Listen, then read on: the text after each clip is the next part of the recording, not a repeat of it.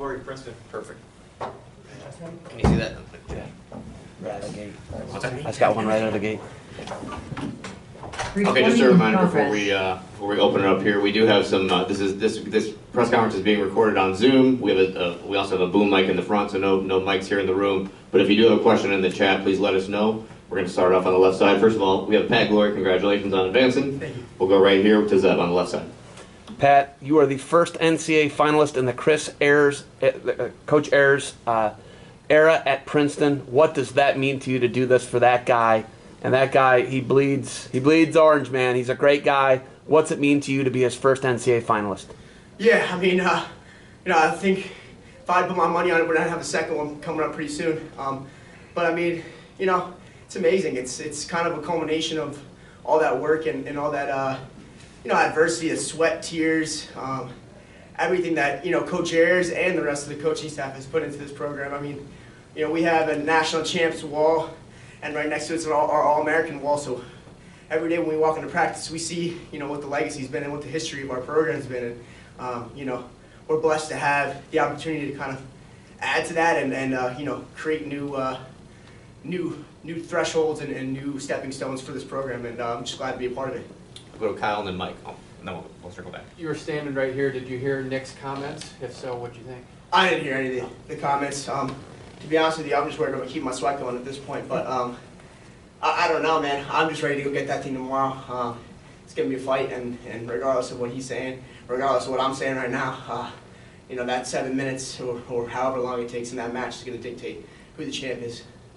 I'll just do a follow-up with Pat. He was mentioned that you guys both from New Jersey, I think, that type of thing. You guys, do you have any type of background with him? Yeah. So we're both Coach Buxton guys. So I used to wrestle with Nick when he was maybe a junior in high school when I was 7th or 8th grade. He's not a fun guy to drill with, but there's a level of mutual respect for guys that come from that area and kind of grow up in that program. We know what each other's about, and it's going to be a fight. And I think that level of mutual respect is going to up the intensity and the technical aspect of the match in general. Let's go back to the middle here. Pat, 10 days ago, you wrestled Vito in the conference finals, and the score was a little bit lopsided from the first time you wrestled. First time looked a lot like this time, a lot of going back and forth in positions. How do you, in 10 days after taking that type of defeat, prepare yourself for the event that you just did? I feel like in a lot of ways you can't. You just got to shake that off and get ready for the next week. I mean, my coaches and I, going back to that match and watching it, it wasn't really a lot what he was doing. It was just what I wasn't doing.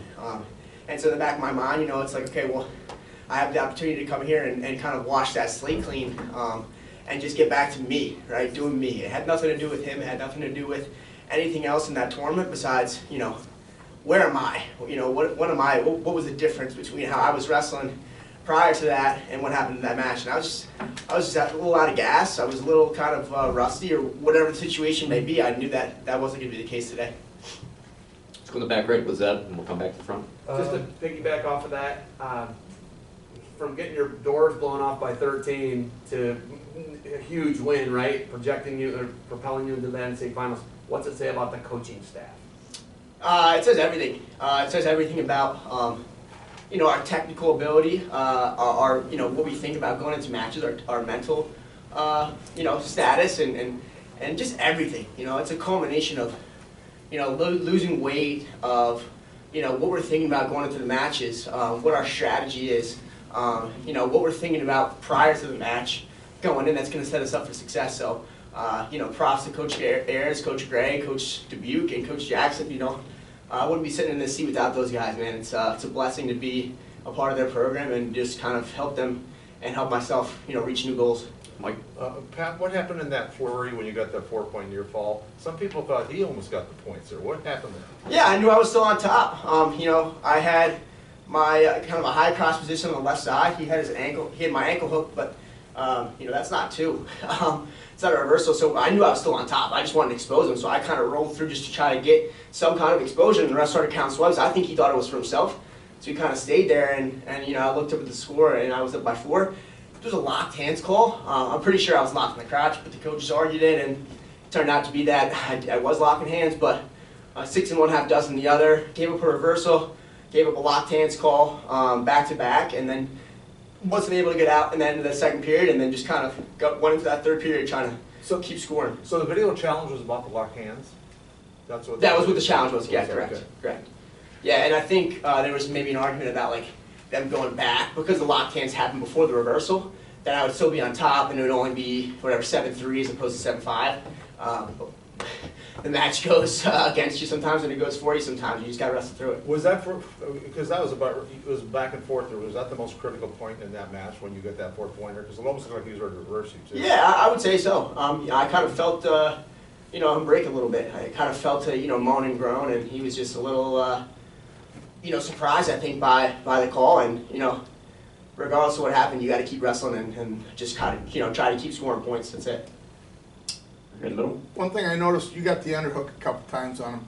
He doesn't like being underhooked and kind of panics a little bit, looks like. Is that something you were working on coming into this match? Yeah, I mean, listen, we're both going to have game plans. It's the national semifinals, right? That being said, I wanted to stick to what I do best. And that's diversifying my attacks. Underhook's one thing, chopping hands away, faking, just having multiple different ways to score and being diverse in my attacks.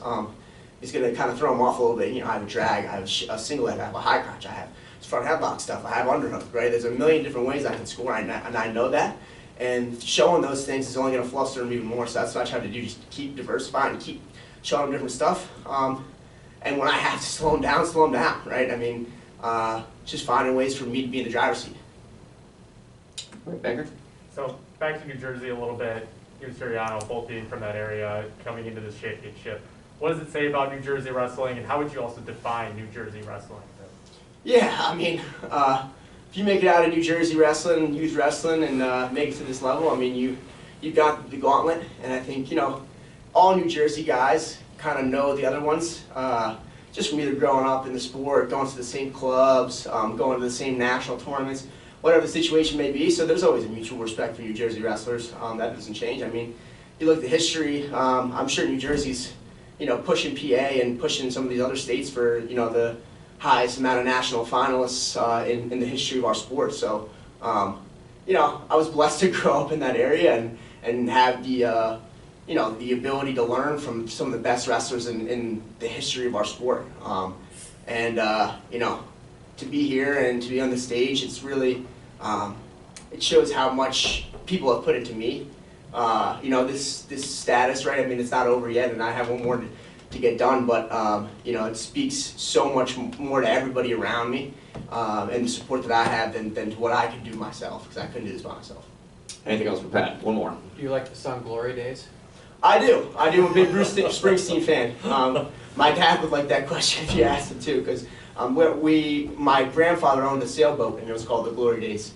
And we just bought a new boat this past year, and we're naming it the Glory Days too. So I think it's going to be playing on the summertime on the bay and down in the Jersey Shore for sure. And he's from Jersey, right? He is. Bruce Springsteen's from Jersey. Yeah. So definitely a great storyline there too. Thank you, sir. Best of luck to you. Thank you. Recording stopped.